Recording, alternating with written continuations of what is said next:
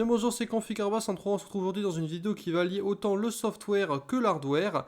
Je vais vous présenter le logiciel Western Digital Dashboard qui va vous permettre de monitorer les disques SSD du constructeur Western Digital. Il faut savoir avant tout que j'ai moi-même une prédilection pour les SSD Western Digital Black car ils sont vraiment extrêmement efficaces en termes de traitement de données et d'échange d'informations, surtout pour du gaming, et également des SSD de la marque Crucial. Parce que ces deux marques-là conçoivent et fabriquent des SSD qui durent dans le temps et sont extrêmement efficaces. Il y a un petit peu plus d'un an, je me suis refait un nouveau setup pour pouvoir faire du montage vidéo, un petit peu de gaming et surtout du traitement lourd comme de la virtualisation.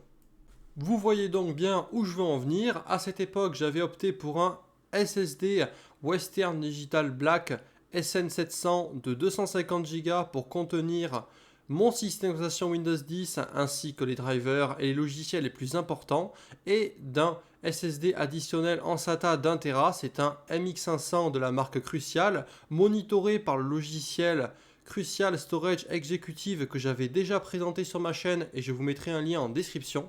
Voyons maintenant dans cette vidéo comment installer et utiliser le logiciel Western Digital Dashboard. C'est parti!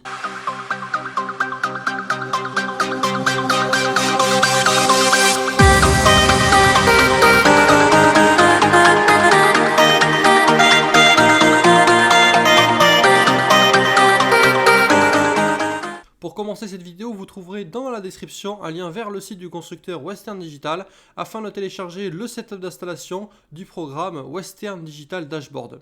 Une fois le programme installé, vous allez arriver sur cette interface très accueillante. Celle-ci reprend les choses les plus importantes, notamment l'espace disque utilisé et l'espace disque restant, les différents volumes, la température de votre disque et son état de santé. Vous allez également pouvoir ouvrir très rapidement le gestionnaire de disque de Windows ou encore le gestionnaire de périphériques de Windows, afficher les propriétés du système d'exploitation Windows et également sélectionner un éventuel deuxième disque Western Digital qui serait présent dans votre machine.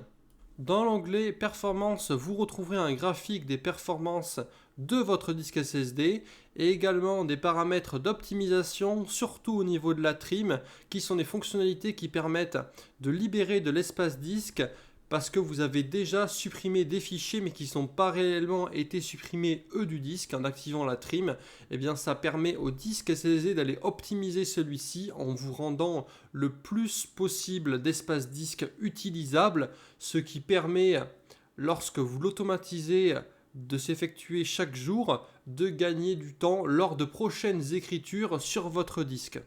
Dans le planificateur de tâches, vous n'aurez aucun mal à les modifier l'heure d'exécution journalière de la fonctionnalité trim. Toujours dans la partie optimisation, vous allez retrouver les paramètres du cache d'écriture. Dans ce cas-ci, uniquement la première case doit être activée et la deuxième désactivée. Dans l'onglet outils, vous allez retrouver la recherche de mise à jour de firmware pour votre disque SSD, une partie dédiée à l'effacement du disque, mais là, vu que dans ce cas-ci, mon système d'exploitation Windows est déjà installé sur le disque SSD, bien je ne peux pas l'effacer comme ça et du coup celui-ci me renvoie vers le BIOS UEFI de ma carte mère pour effectuer l'opération. Une partie dédiée au diagnostic et à l'état de santé de votre disque avec une vue de l'état de santé en temps réel grâce aux données Smart. Mais ce qui est extrêmement important, c'est le test de diagnostic Smart étendu. Celui-ci va effectuer une analyse très profonde de votre disque SSD pour en révéler tous les défauts. Dans la partie information sur le périphérique, vous retrouverez le modèle de votre disque SSD ainsi que son numéro de série, très pratique lorsque vous souhaitez contacter le support de Western Digital lorsque vous avez un défaut et que votre disque est encore sous garantie. Dans la partie détails du système, bien, vous accéderez aux détails de votre machine, les choses les plus importantes comme votre processeur et le système d'exploitation Windows utilisé ainsi que sa version. Et surtout, vous allez pouvoir afficher les contrôleurs qui sont utilisés, que ce soit des contrôleurs SATA ou NVMe. Et bien, vous allez avoir le nom du contrôleur avec le driver qui est utilisé actuellement par votre machine pour fonctionner. Et pour finir, vous trouverez dans les paramètres généraux la possibilité de lancer automatiquement le programme au démarrage de l'ordinateur, d'activer le mode sombre pour avoir une écriture blanche sur un fond noir, de préférer l'affichage des degrés Fahrenheit plutôt que des degrés Celsius. Et dans la partie mise à jour d'application, vous aurez la possibilité de rechercher les mises à jour de l'application Western Digital Dashboard. Cette vidéo est terminée, j'espère vraiment qu'elle vous a plu. Pour encore plus de vidéos, n'hésitez pas à vous abonner à la chaîne. C'était Config-103.